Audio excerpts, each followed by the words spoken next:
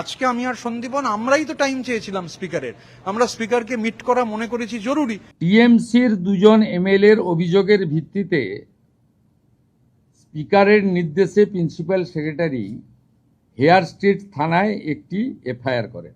আজকে আমি আর সন্দীপন আমরাই তো টাইম চেয়েছিলাম স্পিকারের, আমরা স্পিকারকে মিট করা মনে করেছি জরুরি।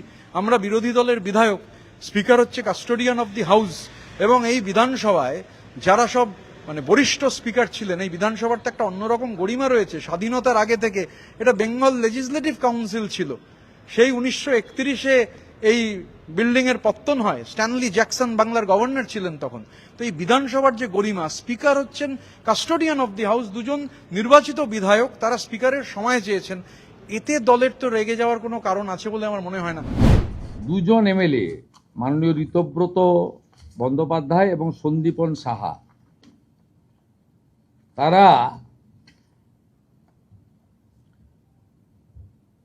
অভিযোগ করেন, বলে দিচ্ছি অভিযোগটা কি। 2 MLAs of AITC submitted a complaint to the Honorable Speaker alleging that no resolution was adopted with regard of selection of LOP on 6/5/2026.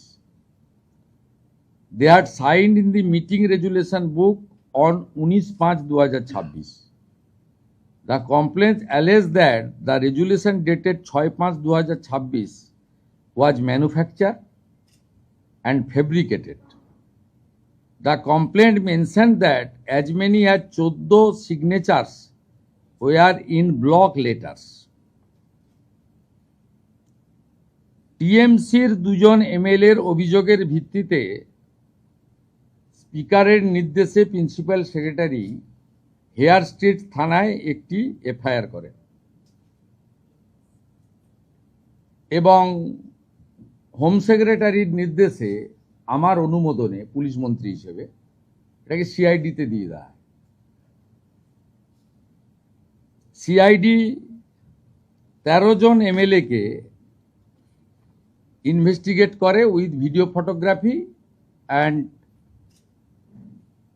Signature verification করার জন্য সরকারি লোককে সাথে নিয়ে বাহারুল ইসলাম এমএলএ ক্যানিং, চন্দ্রনাথ সিনহা এমএলএ বোলপুর, অরূপ রায় এমএলএ হাওড়া মধ্য, Tapas Maiti MLA Domjur, Nayana Banerjee MLA Chowringhee, Tapas Mondal MLA Raidighi, Subhashis Das MLA Maheshtala, Torab Hossain মণ্ডল MLA Kumarganj, Dinen রয় MLA Kharagpur গ্রামীণ, Kunal Ghosh MLA Beleghata, Abdul Aziz MLA Lalgola, তসিফুর Rahman MLA Basirhat উত্তর, Abdul Matin MLA Howrah.